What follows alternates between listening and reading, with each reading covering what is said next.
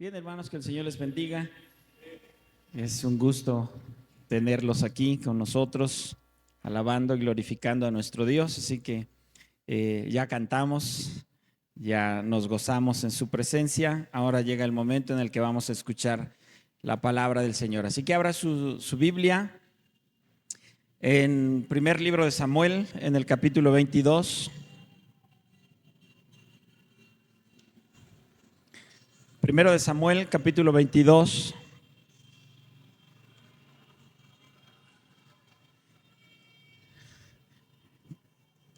Primer libro de Samuel, en el capítulo 22, y vamos a leer el versículo 1 y el versículo 2.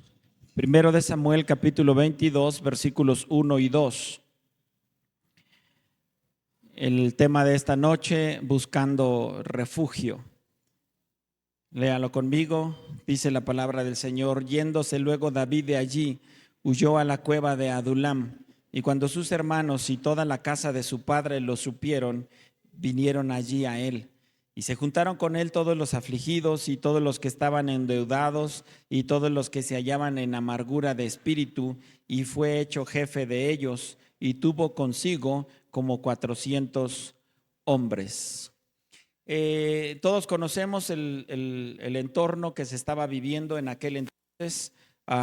Saúl había sido nombrado como el primer rey sobre Israel, pero su desobediencia había provocado que él fuera desechado por parte de Dios. Llega el momento en el que se le dan las oportunidades necesarias a Saúl y él decide estar en desobediencia contra Dios y él es desechado. Y se le dice que iba a ser puesto, que Jehová se había encontrado una persona mejor que él. Y desde ese momento empieza un sentir de celos, de coraje contra David, no solamente por lo que había hecho. Recordemos que él había ido y se había levantado y había matado al gigante. Se empezó a hacer el canto que las mujeres empezaron a entonar: Saúl mató a 1000 y David a sus 10,000. Y entonces empieza a nacer una raíz de amargura en el corazón de Saúl. Y cuando Samuel le dice: Dios ha encontrado a alguien mejor que tú para que sea rey sobre Israel, entonces todo eso empieza a causar una profunda ira contra David. Saúl quería matarlo en muchas ocasiones, lo intentó cuando estaba tocando el arpa. Dice la Biblia que un espíritu inmundo de parte de Jehová descendía y atormentaba a Saúl. Muchos han dicho que era como algún sentimiento de como esquizofrenia, algún ataque a su mente, y entonces él solamente podía estar tranquilo cuando David empezaba a cantar, empezaba a tocar su arpa, empezaba a ministrar. Cuando una persona es conforme al corazón de Dios y cuando está tocando, cuando está cantando y está conectado con la voluntad de Dios, hace descender la presencia de Dios. Y a través de la alabanza, a través de la adoración, hay sanidad, hay liberación, hay aliento, hay fortaleza para la congregación que lo está escuchando. Y es lo que sucedía con David. Pero en esa ocasión dice que Saúl tomó una lanza y lo intentó matar. David tenía que estar huyendo constantemente de ese ataque feroz. Y David le preguntaba al rey: ¿yo qué hice contra ti? ¿Yo qué hice? Yo te he tenido a disposición para matarte, para deshacerme de ti. Yo pude haber proclamadome rey porque Dios me está respaldando. Yo pude haberme levantado y haber juntado al ejército y derrocarlo, pero siempre David se mantuvo, siempre David tuvo en su corazón de honrar al que había sido rey, al que había sido escogido por Dios.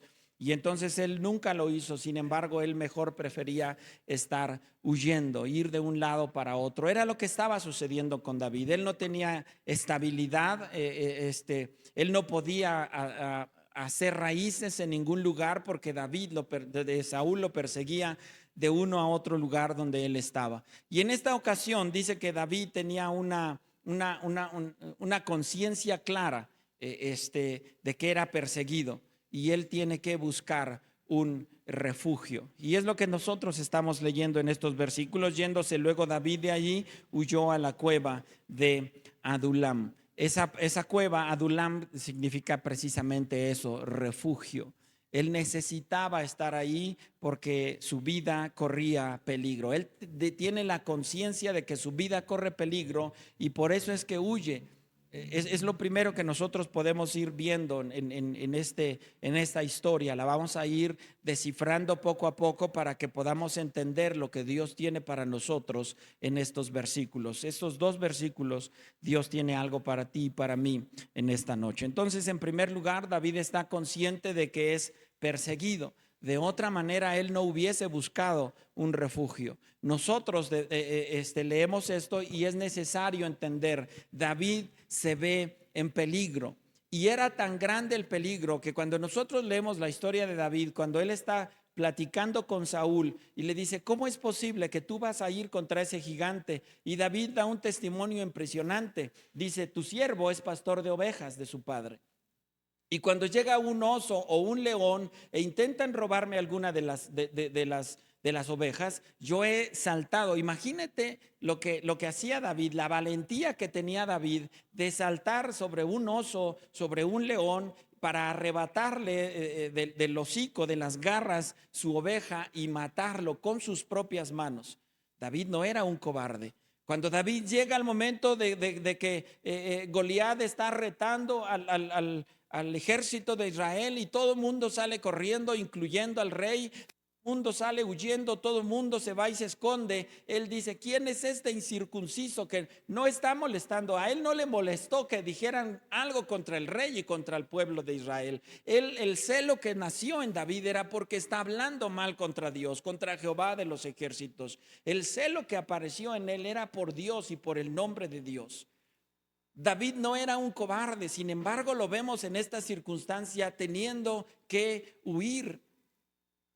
Era feroz la lucha, era feroz. Sabía que el rey estaba bastante enojado y que en el momento en el que lo tuviera a disposición lo iba a hacer pedazos. Saúl era capaz de arrancarle la cabeza y de pregonar con él, ponerla en una lanza y de caminar y de andar por todo el territorio de Israel, Judá y todos los territorios, poniendo la cabeza de David para que vieran que había podido derrotarlo y para que pudieran ver que él se había sobrepuesto a la voluntad de Dios mismo. David entiende que la lucha es muy complicada, muy difícil, por eso él tiene que huir, no por cobarde. No por cobarde, él mismo le dijo, yo he luchado contra un oso, contra un león, él mismo luchó contra un gigante de más de 3 metros de altura y armado por completo. El único lugar donde podía haber entrado una piedra, ahí fue donde el Espíritu Santo guió esa piedra. David no era un cobarde, sin embargo, él en ese momento se ve en tal peligro que decide huir, decide buscar un refugio. Y cuando él encuentra ese refugio, número 2, su familia acude a él cuando saben que él está seguro. Antes su familia no estaba con él. Cuando él estaba de un lado a otro, cuando él estaba huyendo de un lado a otro, él estaba solo. Él estaba solo. Si usted ha leído, y le voy a estar dando algunas citas, le voy a estar dando algunos pasajes aleatorios, pero sin embargo usted desea la tarea de leer la historia de David y que estoy seguro que usted lo ha hecho también, pero si no, le invito a que lo haga. En aquella ocasión, cuando él tuvo que ser llevado y huyendo precisamente de Saúl, tuvo que ser llevado y tuvo que vivir durante mucho tiempo con los filisteos. Y se acuerda que en aquella ocasión dice que lo identificaron, lo vieron y dijeron, este es David, el que mató a nuestro gigante hace algunos años atrás. Y fueron y le dijeron al rey, oye, ¿sabes qué? Aquí en nuestro territorio está viviendo David. Ya habían pasado varios años, estaba diferente, ya no era ese muchachito que habían enfrentado a Goliat, ya había cambiado el ejército, ya habían cambiado los príncipes, ya habían cambiado los reyes de los filisteos. Pero va uno de ellos y le dice, ¿sabes qué? Ahí está David, yo estoy seguro que es David. Y cuando fueron a verlo, dice que él tuvo que fingir demencia, tuvo que fingirse loco, y entonces empezó sobre sus barbas, empezó a dejar caer su baba, su saliva, y empezó a fingir como si tuviera algún retraso, como si estuviera enfermo de la mente. Y entonces llega el príncipe y dice, ok, te puedo creer, ya es David, pero míralo, está todo loco. ¿Para qué yo quiero suficientes locos aquí con nosotros como para tener a otro más? Y dice que lo dejaron ir. Cuando él se encontró por ahí más o menos a una buena distancia para poder huir, dice que se limpió y salió huyendo. David mucho tiempo anduvo solo. Mucho tiempo caminó solo, mucho tiempo huyó solo, mucho tiempo su familia se enteraba de él, no había mensajes, no había lo que hoy tenemos de comunicación, estoy en tal lado, voy aquí, voy allá, su familia mucho tiempo dejó de saber de él. Sin embargo, cuando ellos se enteran que David encontró un lugar, un refugio, donde estaba seguro, donde tenía quizá en lo profundo de esa cueva, había algún arroyo, había alguna fuente de agua, porque era lo más importante para sobrevivir. El humano necesita agua y por ahí a lo mejor de alguna manera relativamente sencilla podían encontrar algo para alimentarse. Cuando su familia supo que David estaba seguro, dice en el versículo, versículo 1 que leímos en la parte B, cuando sus hermanos, y fíjese lo que dice, toda la casa de su padre lo supieron, vinieron allí a él. Su familia, toda su familia acudió a David hasta el momento en el que él se sintió seguro, hasta el momento en el que su familia sabía que David podía ofrecerle una seguridad, una certeza.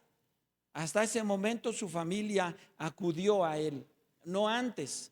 Mucho tiempo cuando David anduvo por aquí, por allá, anduvo solo. Es solamente hasta que la familia sabe que David está seguro, es cuando ellos acuden a él.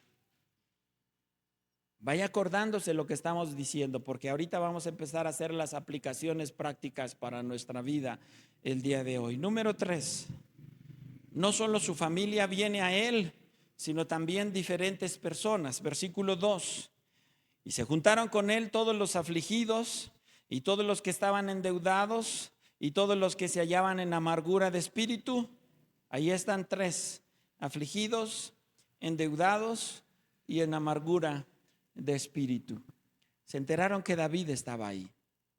Se enteraron que ya no solo David estaba ahí, sino que su familia estaba con él. Importante, no está solo, está su familia con él.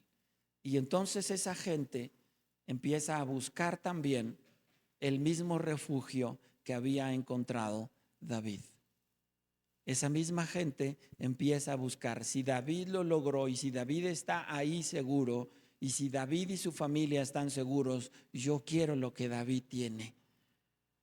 Yo quiero estar donde David está. Entonces, vamos a empezar a ver la gente que necesitaba protección. La gente necesitaba también un refugio. No solo David, porque él pudo haber pensado, mi vida está en peligro. Y él entendía que era su vida también, pero en aquel entonces usted sabe que el rey pudo haber mandado por su familia para matarlos. Así lo hacían ellos. Así lo hacían ellos. De repente se querían deshacer de un rey y mataban al rey, pero no solo mataban al rey, sino que mataban a toda su descendencia. Todos los hombres, sobre todo los hombres nacidos en esa misma casa, todos morían, todos. Porque ellos estaban adelantando, dice, bueno, voy a matar al rey y voy a matar a lo mejor a sus hijos mayores, pero por ahí se nos escapa un hombre de esa familia y cuando sea grande va a regresar y va a decir, ¿saben qué? Regrésenme el reinado que era de mi padre. Podía ir y reclamar el reinado. Por eso cuando usted ve que David toma posesión ya del reinado y dice que murieron todos los hijos de Saúl cuando mueren en la guerra, pero también mata a todos los que estaban en la casa y tiene que huir uno de los niños, de los más pequeñitos, el último de la casa de Saúl. Dice que su nana sabía lo que iba a suceder y entonces lo esconde. Estaba casi recién nacido y lo esconde, y en el momento en el que iban a huir se le cae y queda lisiado y tiene que vivir durante muchos años lejos de casa, porque ellos sabían que el día que se enteraran que quedaba un descendiente de Saúl, él tenía el derecho él podía ocupar el derecho y decir, ¿sabes qué? Mi abuelo era el rey de Israel y tú usurpaste su lugar y entonces yo vengo a retomarlo. Por eso es que acababan con toda la familia. Toda la familia real era asesinada. Toda la familia. Entonces David estaba en peligro, no solo él, su familia estaba en peligro también. Y cuando la gente alrededor se da cuenta que David y su familia están seguros, entonces empiezan a ir porque ellos también necesitaban protección. Vamos a ver en punto número 4 las características de la gente que vino a David. Tenían una cosa en común, David, su familia y todos estos tenían una cosa en común, necesitaban protección. Número 4, características de la gente que vino a David. Número 1, los afligidos. Gente que estaban desterrados, gente triste, heridos moralmente y rechazados por la sociedad. Esos eran los afligidos. Esos eran los afligidos. La gente que había estado rechazada por la sociedad, que era señalada. La gente que no encajaba con el sistema de esa sociedad. Gente que decía, no, tú estás enfermo, tú tienes esta discapacidad, tú tienes esto, tú tienes aquello, y eran desechados. La gente que había intentado llegar a lo mejor a ser un soldado, a llegar a ser un guerrero, una persona que peleara, pero que por una incapacidad, a lo mejor por su tamaño, a lo mejor por su forma, por su cuerpo, no sé, por alguna situación era rechazado, y todo el tiempo tenían ese estigma, rechazados, abandonados, heridos moralmente por la sociedad. Esa gente que tenía una aflicción en su espíritu y ellos se encontraban, bueno, mira hermano, las cosas que hacía David se sabían en todos lados. Desde el momento en el que ellos llegan cantando, Saúl mató a 1000 y David a sus 10,000. Era una exageración, era una hipérbole de las mujeres. En ese entonces David había matado solamente al gigante, pero ellas veían que eran como 1000. Pero todo lo que hacía David, se empezó a correr la fama de David por todos lados y de repente decían, oye, ¿qué crees que está sucediendo en el palacio? Hay un espíritu inmundo que viene de parte de Jehová. Y cuando el rey está angustiado, cuando el rey está bajo ese ataque, David empieza a tocar su arpa, desciende la presencia de Dios. Y hay una paz que sobrepasa todo entendimiento y el rey puede descansar, puede estar en paz. La gente sabía eso, por eso buscaron a David.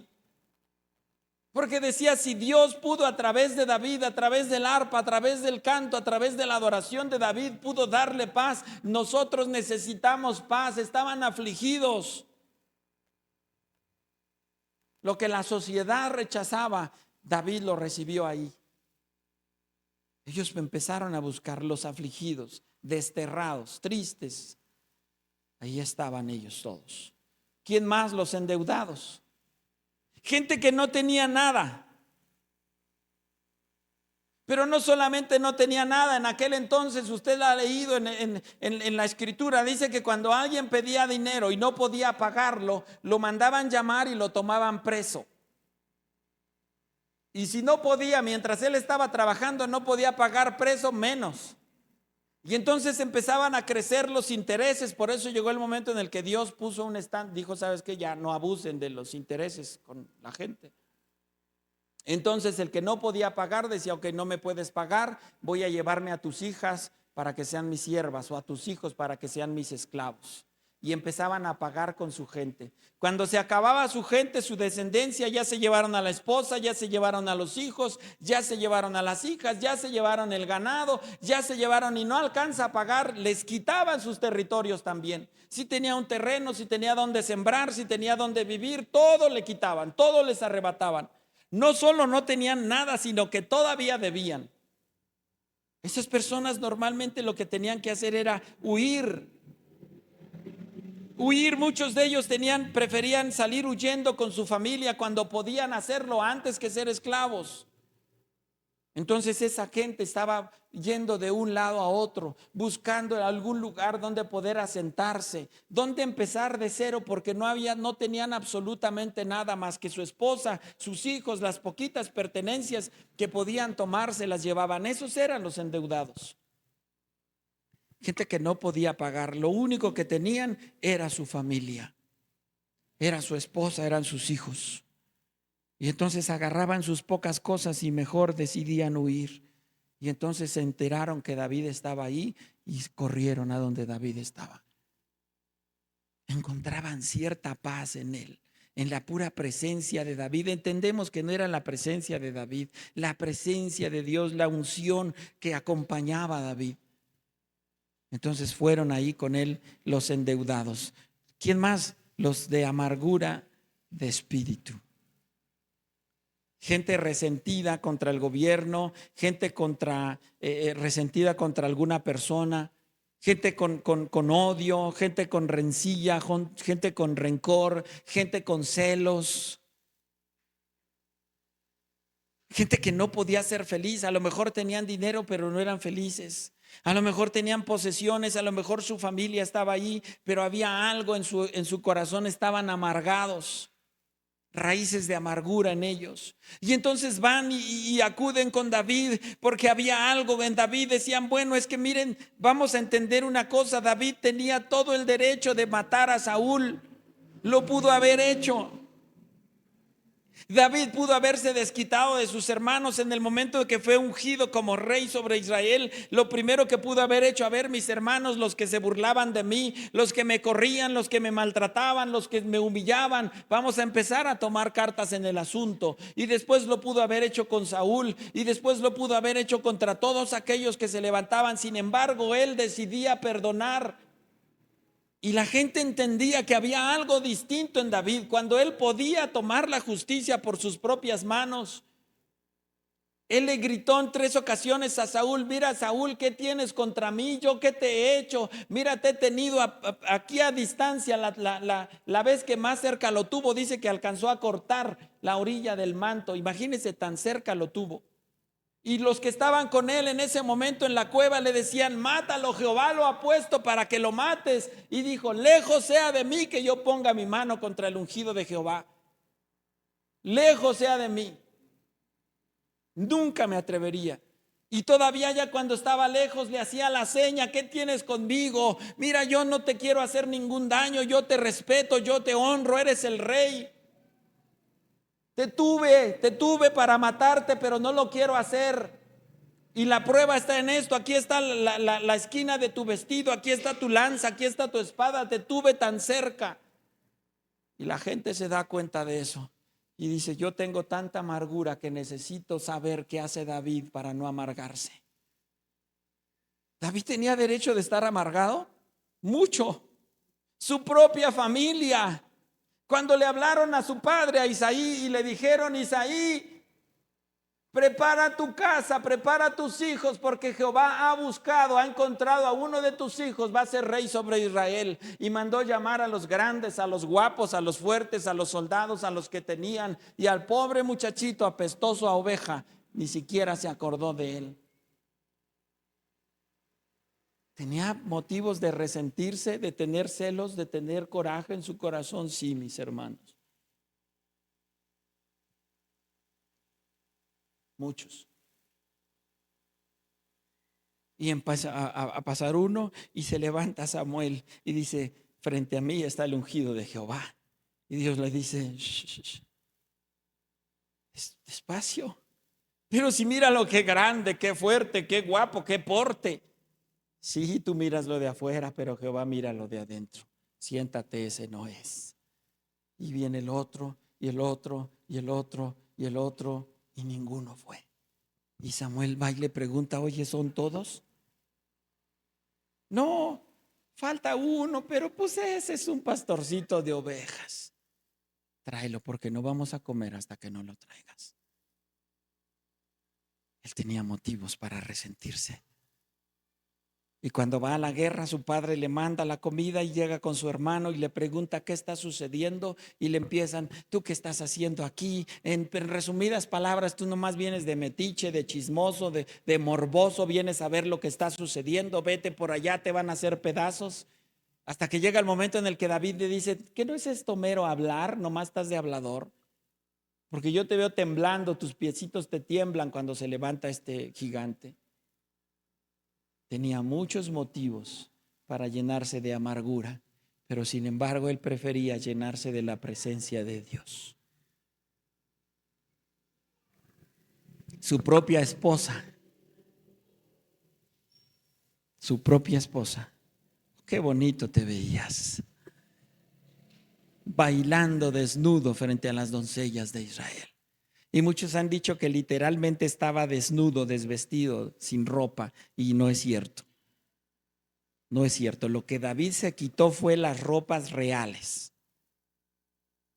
La ropa real es la que se quitó. ¿Por qué? Porque él entendía que estaba el arca del pacto, ahí estaba el Rey de Reyes, el Señor de Señores, el único digno de recibir la gloria, la honra y la alabanza por siempre y para siempre. Por eso él dijo: yo no quiero ser nada, no quiero tomar el lugar de nadie. Se quitó su ropa real, es lo que hizo. Su propia esposa. Y sin embargo él no guardaba rencor. No había amargura en su corazón. Por eso los amargados de espíritu lo buscaban. Por eso. ¿Qué tiene este? ¿Qué tiene? Que no odia, que no aborrece, que no busca venganza. Por eso vemos a David en sus salmos, en la mayoría: ¿hasta cuándo, Dios, vas a juzgar tú? ¿Hasta cuándo te vas a levantar y vas a juzgar mi causa contra mis enemigos? Tú, nunca él. Él no buscaba venganza, él no buscaba desquite, él no lo hacía. Por eso los amargados, ve entendiendo lo que te estoy explicando. Los afligidos, los endeudados, los amargados buscaban lo que David tenía. Por eso iban ahí. Su familia corrió ahí a donde él estaba hasta que él se encontró seguro. Y ahí tenemos a David con 400 hombres aproximadamente. Acuérdate, afligidos, endeudados y amargados. Ese era el pequeño ejército de David. Ese era. Comencemos con las aplicaciones prácticas para nosotros. Un cristiano verdadero siempre va a ser perseguido por Satanás. Siempre. Y debemos nosotros, así como David tuvo la conciencia de que su vida corría peligro y por eso corrió a buscar un refugio, tú y yo como cristianos debemos tener la conciencia de que corremos peligro también y debemos correr a buscar un refugio. No, a nosotros no nos persigue Saúl. A nosotros no nos persigue alguien, un humano, una persona, alguien a quien quiera matarnos. Muchas personas a veces se dejan usar por el diablo, pero no son ellos. Recuerde que nuestra lucha no es contra carne y sangre, sino contra potestades, demonios. Entonces esa persona que te hace la guerra en el mercado, en el tianguis, en tu casa, no es ella, es el diablo a través de... No tienes que odiar a la persona. No es él. Es el diablo que sabe que hay un propósito en ti, que sabe que hay una unción especial en nosotros. A David lo querían matar porque ya había sido ungido por rey sobre Israel. Por eso el diablo no va a buscar a alguien que no represente peligro para el reino de Satanás. No lo va a buscar. Entonces tú y yo debemos tener la conciencia de que vamos a ser perseguidos y que el diablo no nos está buscando para jugar con nosotros. Dice San Juan capítulo 10 y versículo 10: el ladrón no vino sino para robar, matar y destruir. El diablo no quiere jugar contigo. El diablo no quiere hacerte un poco de daño. El diablo quiere matarte. El diablo quiere destruirte.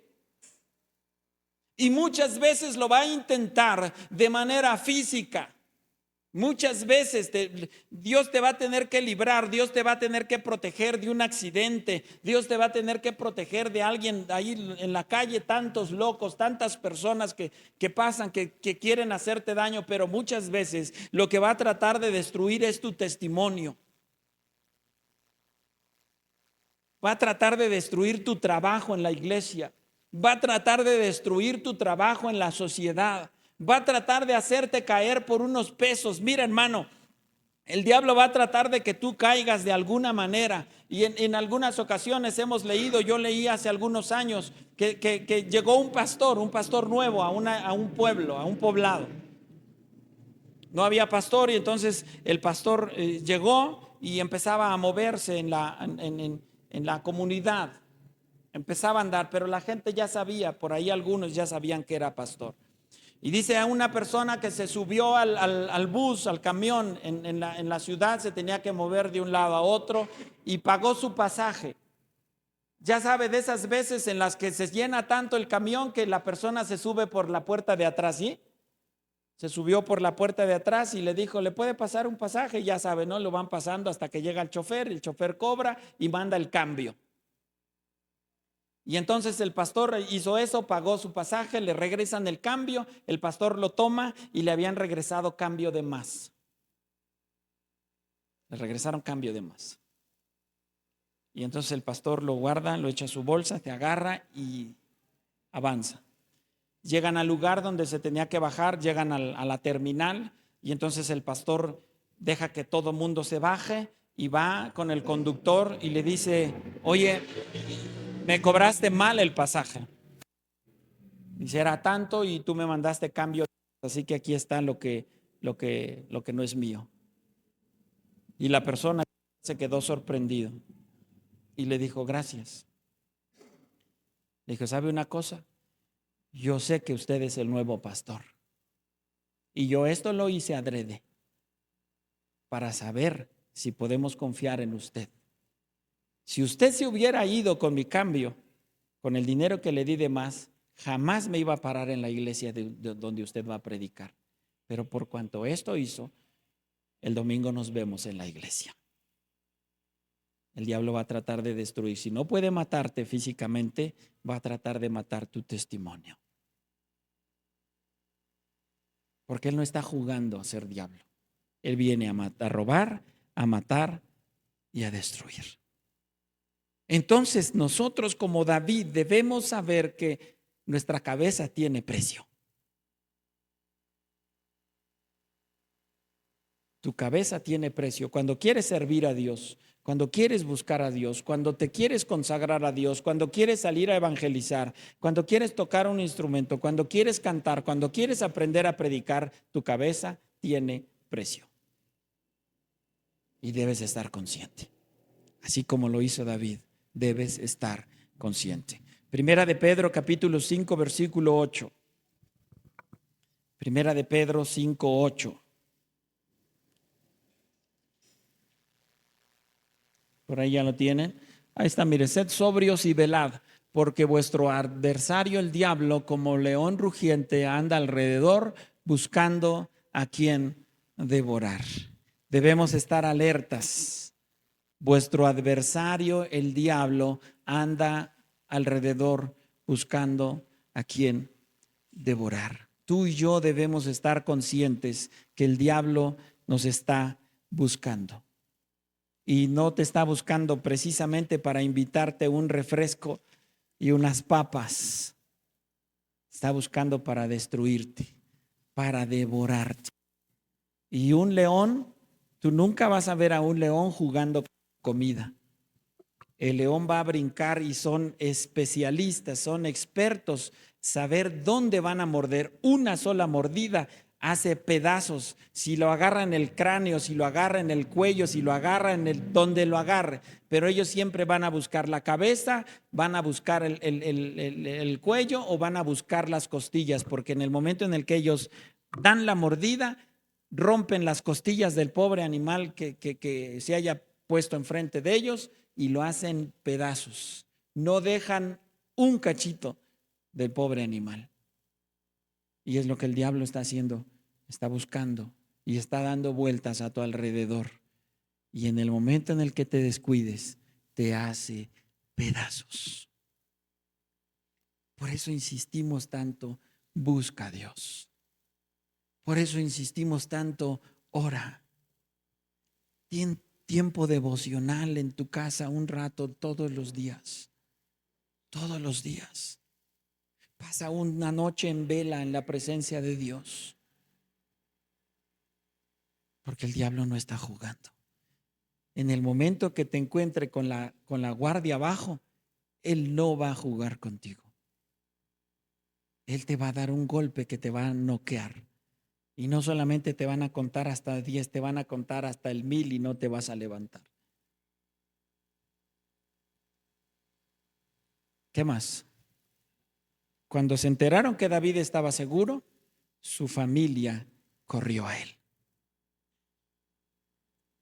A veces nos preguntamos, ¿por qué mi esposo no viene?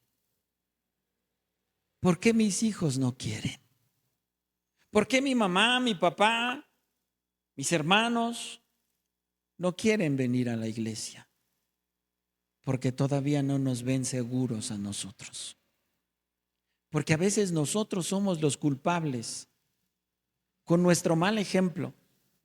A veces somos culpables nosotros mismos, porque mira, hermano, nosotros a veces le preguntamos a las familias, a las personas, ¿cómo estás? ¿Cómo te sientes? ¿Cómo tu relación con Dios? Hermano, mire, parece que tú prendiste la rosa de...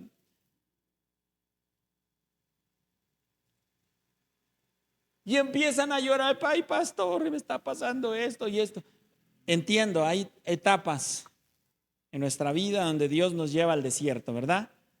Donde Dios nos mete a la prueba y nos mete al dolor y nos mete. ¿Sabes cuál es la función de la prueba y del dolor y del desierto? Mira, cuando tú estás en problemas, tienes que buscar a Dios. Y si antes orabas media hora, voy a orar una hora, porque estoy en medio de la prueba. La prueba tiene un propósito. La cueva para David tenía un propósito. La persecución para David tenía un propósito. Mientras más lejos estés de la gente, más cerca estás de Dios. Y no quiero decir que no le hables a nadie y que no te acerques a nadie, pero tienes que buscar tiempo para la presencia de Dios. Entonces, querido hermano, a veces nosotros mismos, mire, ustedes, voy a poner un ejemplo, los hermanos que traen a sus hijos chiquitos. Pongamos un ejemplo. Tiene la familia. Me voy a poner de ejemplo yo, porque no quiero que luego anden pensando que el hermano sí hace eso. Mi esposa y yo, y traíamos a nuestros 3 niños. Vinimos al culto, terminó la reunión, nos vamos a casa, nos sentamos juntos a cenar, y en la cena yo empiezo a decirle a mi esposa, o mi esposa me empieza a decir, oye, ¿viste lo que hizo el pastor? No, vieja, ¿qué hizo? No me saludó. Creo que se siente el muy. Es que a mí se me hace que esto, se me hace que aquello. Y empiezan a hablar mal del pastor. Empiezan a hablar mal de la esposa del pastor. O empieza usted a hablar mal del grupo, de la corista, del que toca la batería y del que... Empieza usted a hablar. La hermana que se cree la diaconisa y mira cómo anda. Mis hijos no van a opinar, pero ¿qué están haciendo? Y todo eso pasa de aquí a aquí.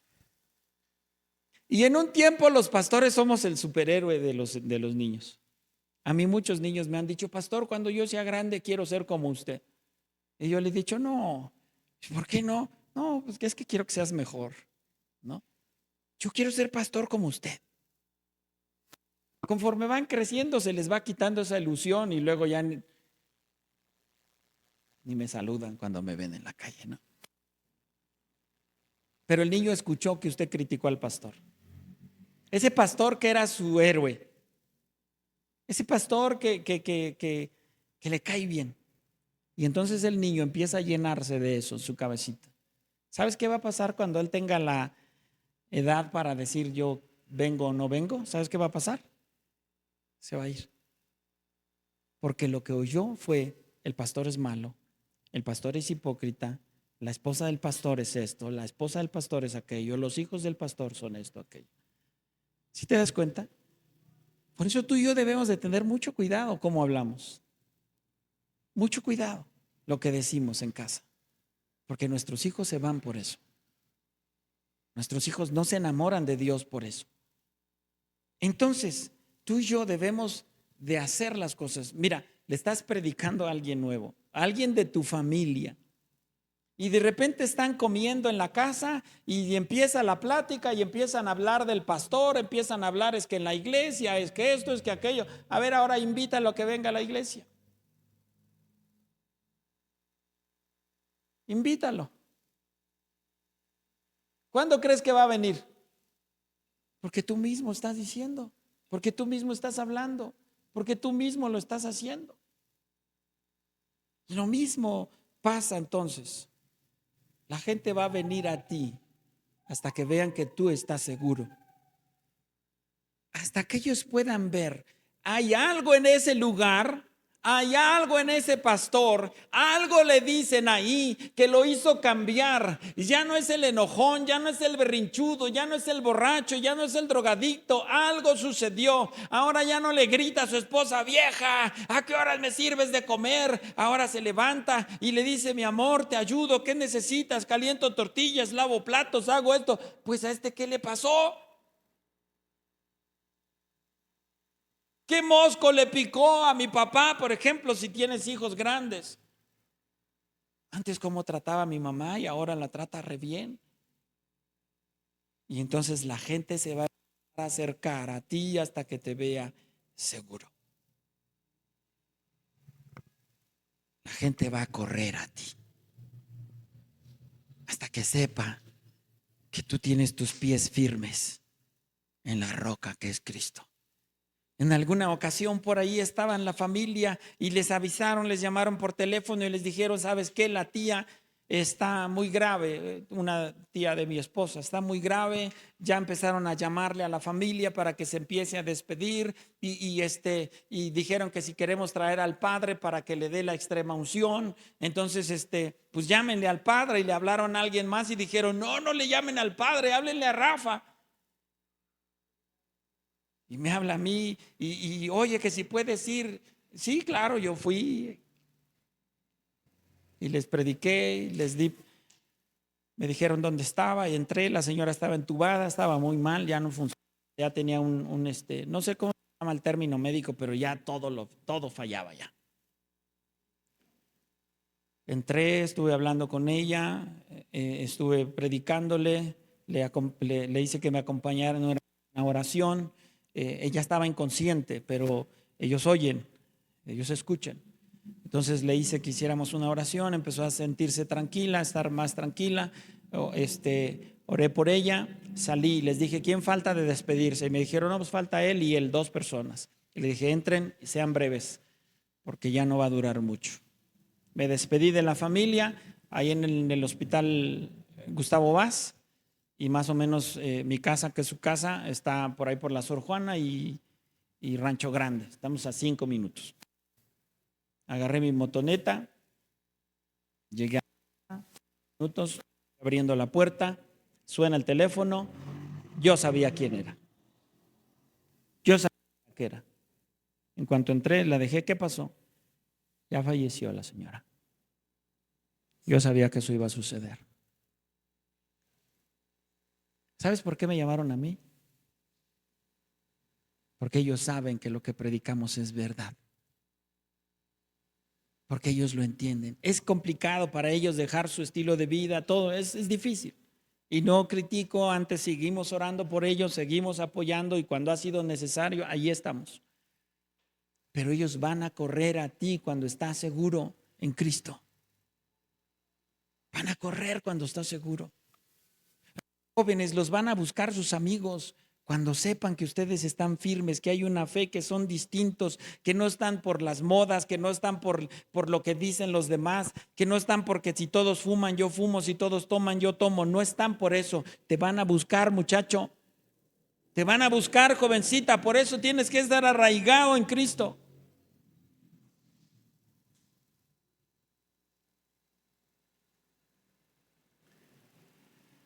Tercera aplicación. La gente te va a buscar porque también necesitan refugio. Necesitan protección también. Van a ir los endeudados, también van a ir los afligidos, también van a ir los amargados cuando tú no eres como el resto, cuando tú no señalas, cuando tú no criticas, cuando tú no tienes una espada y a punto de desenvainarla para señalar a todo el que se equivoca, cuando tú tienes un corazón amoroso que puedes llegar y abrazar y que puedes llegar y fortalecer y que puedes escuchar, se equivocó, sí, pero está viniendo a los pies de Cristo y si Cristo no lo rechaza, ¿quién soy yo para rechazarlo? Cuando la gente puede saber que si corre llorando delante de ti o ante ti, no le vas a decir lo que a ti se te ocurre, sino la palabra que hay de Dios en tu corazón. La gente te va a buscar afligidos, angustiados, endeudados. Jesús se paró, se puso de pie y dijo: vengan a mí los que están trabajados y cargados, que yo los haré descansar. Si alguno tiene sed, venga a mí y beba, y le voy a dar de un agua que no va a volver a tener sed jamás. Ahora Dios, Jesús ya no está presente, pero estás tú, pero estoy yo y podemos llevarlos. Podemos acompañarlos a la fuente que es Cristo el Señor. Pero nos hemos enfrascado en señalar, en criticar. Si no va a la iglesia conmigo, entonces no me junto con él. Mira, hermano, la Biblia en el único momento donde prohíbe que tú te sientes a comer con alguien es con aquellos que han negado la fe. Con aquellos que diciendo que son cristianos viven peor que un incrédulo, que un impío. Dice: con los tales ni aun comáis. Es con los únicos que dice que no te sientes. Pero tú puedes sentarte con un alcohólico, con un drogadicto, con un... No importa. Jesús se sentaba con ellos. Sí, van a decir: sí, pastor, se sentaba con ellos. Sí, para cambiarlos, para enseñarles. Jesús habló con la mujer que tenía 5 maridos. Cuando nadie quería sentarse con ella, Jesús se sentó, la transformó y la convirtió en una evangelista. Y por su testimonio se convirtió una ciudad entera. Nadie quería ir por el endemoniado gadareno y Jesús hizo que remaran toda la noche para llegar con él. Y solamente a él lo salvó, porque la gente de Gadara llegó y le dijo: vete de nuestro territorio, no nos molestes, no queremos saber nada de ti. Mira, cambiaron la salvación de una persona por los cerdos. Tiene mucha implicación, no me voy a meter en eso. Y Jesús dijo: no me quieren aquí, súbanse a la barca y nos regresamos. Yo me voy contigo, Señor. No, tú te quedas aquí y vas a ir a dar testimonio cuán grandes cosas ha hecho el Señor contigo. Y ese endemoniado al que todo mundo le huía, al que todo mundo le tenía miedo, se convirtió en un evangelista. Decápolis, 10 ciudades evangelizó ese hombre. Si Jesús no rechaza, ¿quién soy yo para rechazar? Si Jesús no señala, ¿quién soy yo? Y vea, pastor, que entonces vamos a dejar a todos que hagan. No, espérame. A los fariseos sí les dijo: hijos de Satanás. A los fariseos sí les dijo: sepulcros blanqueados. A los que sabían de la ley y la torcían, contra eso sí, ay de ti. Pero contra los pecadores, ahí estaba la que había estado endemoniada a los pies de Cristo, llorando y enjugando sus pies. Y no la rechazó. Porque el que mucho se le perdona, mucho ama. Pero nosotros estamos bien buenos para señalar. Bien buenos para... Por eso la gente no corre contigo.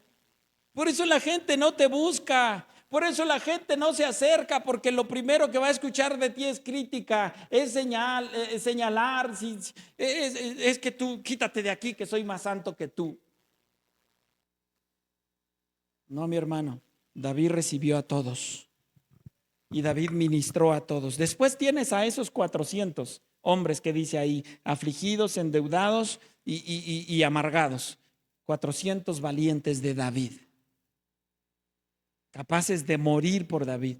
En una ocasión dice que David así expresó simplemente un sentimiento: ay, ¿quién me diera de beber del arroyo? Y la gente que estaba con él dijo: el rey quiere beber de ese arroyo, vamos ahí. Expusieron su vida para llevarle agua. Pero ¿sabes por qué? Porque los amó cuando ellos estaban solos, porque los abrazó cuando la sociedad los rechazaba, porque cuando llegaron ahí pudieron ser ellos. Ya no había amargura, ya no había aflicción. No escucharon jamás a David quejándose contra el rey, quejándose contra sus hermanos, quejándose contra sus padres, quejándose contra nada. Él decía: tu alabanza estará de continuo en mi boca. Él abría la boca para exaltar al Rey de Reyes y Señor de Señores. Por eso la gente lo buscó. Por eso la gente corría con él. ¿Sí me estás entendiendo, hermano?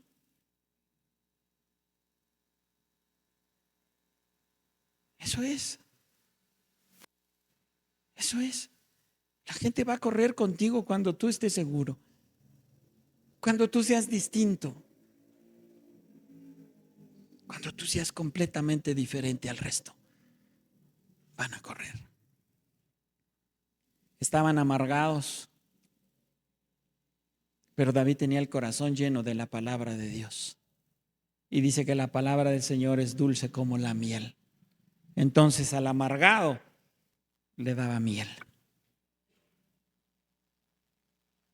Al endeudado le dijo: Él pagó por nosotros. Al que nadie abrazaba, le mostró un Dios de amor y de misericordia. Porque nuevas son cada mañana tus misericordias. ¿Sí ves por qué lo buscaban? ¿Sí ves? Por eso. Por eso corrían a él. Por eso. ¿Qué más? Usted puede decir: bueno, David encontró el refugio en esa cueva. ¿A qué cueva corremos nosotros? ¿Dónde está el refugio del cristiano? Colosenses capítulo 3, versículo 1 al 3. Colosenses capítulo 3, versículo 1 al 3.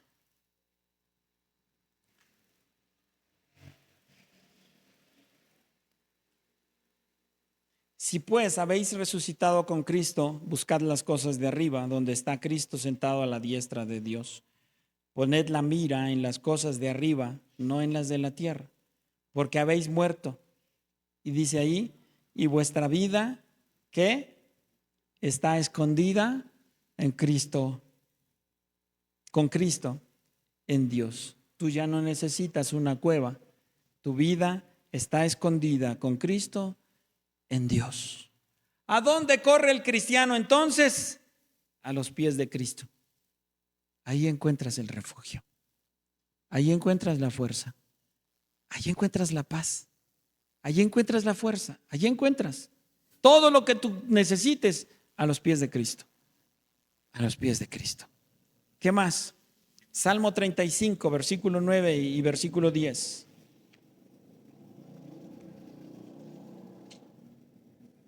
Salmo 35, versículo 9 y versículo 10. Entonces mi alma se alegrará en Jehová, se regocijará en su salvación.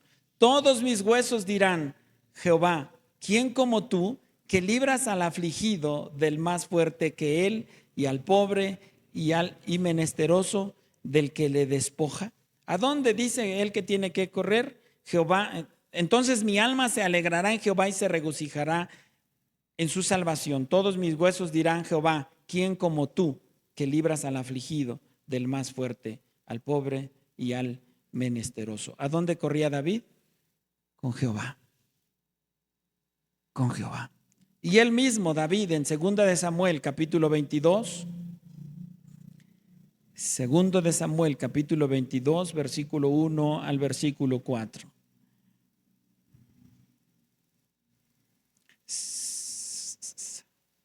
Segunda, le dije, vaya, yo lo estoy poniendo ahí en primera.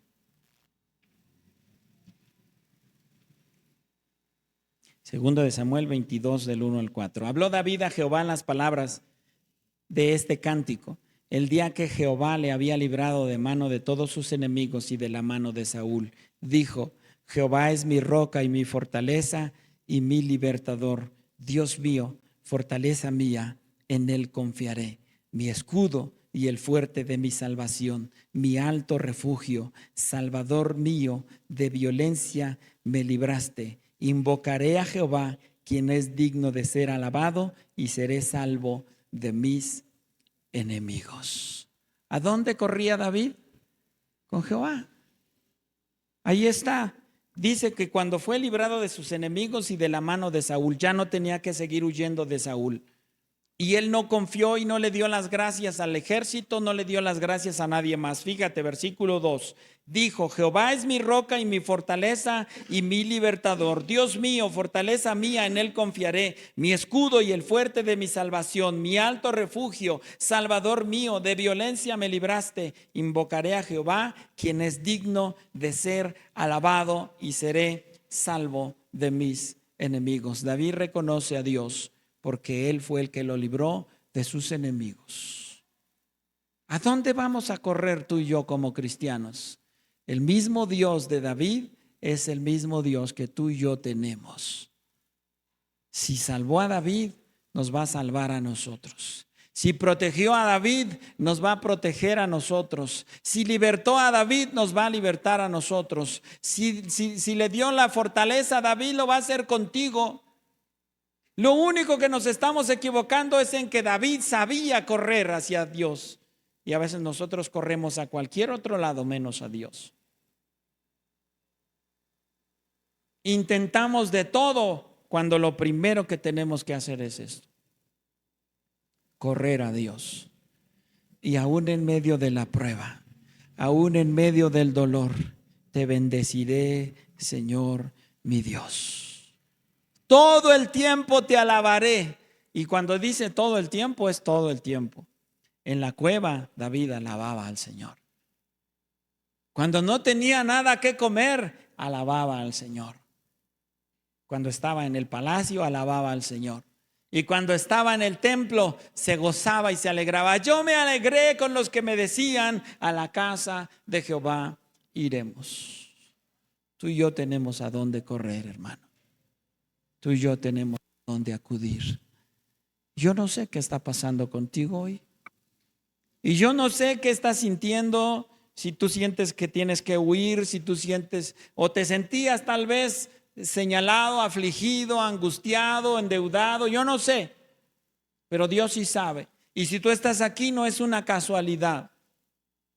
En Dios no existen las casualidades, hay una causa. Él te trajo aquí porque quiere escuchar. Corre a los brazos del Padre. Ve a Dios. Cierra tus ojos un momento. Tenemos un lugar seguro donde refugiarnos. Es momento de que tú vivas confiado en Dios, nuestro refugio, nuestra torre fuerte. Es momento de que tú y yo afirmemos nuestros pies en la roca que es Cristo el Señor, porque allá afuera hay un montón de personas afligidas, hay un montón de endeudados, hay un montón de personas que están clamando la manifestación gloriosa de los hijos del Señor. Hay muchas personas allá afuera que necesitan escuchar: Cristo te ama, Cristo quiere cambiar tu vida, hay una oportunidad para ti. Dejemos de sufrir, dejemos de llorar, dejemos de señalar y vamos a buscar al afligido, vamos a buscar a los demás. Nuestras propias familias están clamando. Nuestras propias familias, tú tienes hijos, tú tienes tus padres, tú tienes hermanos lejos de Dios. Deja de poner los ojos en el mundo, deja de señalar al que te criticó, deja de señalar al que te dijo, al que te hizo, y empieza a afirmarte en Jesucristo para que tu familia venga a los pies del Señor.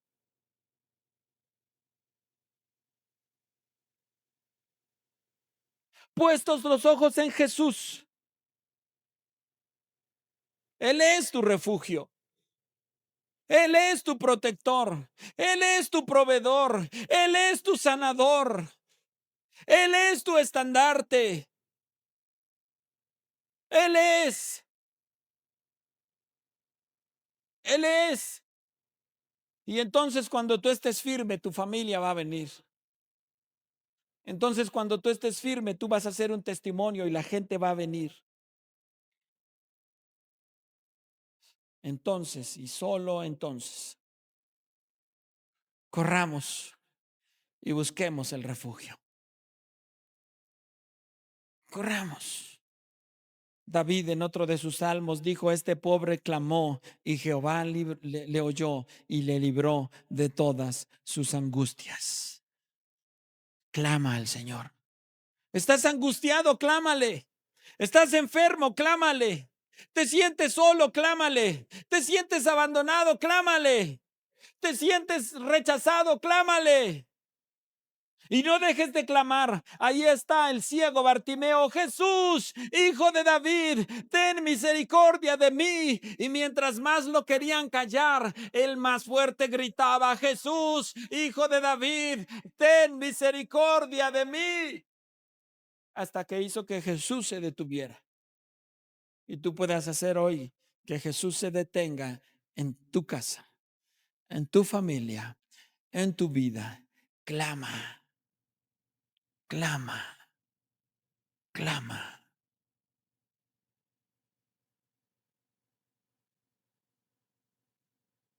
Y seamos un canal de bendición para otros. Seamos un canal de bendición para otros.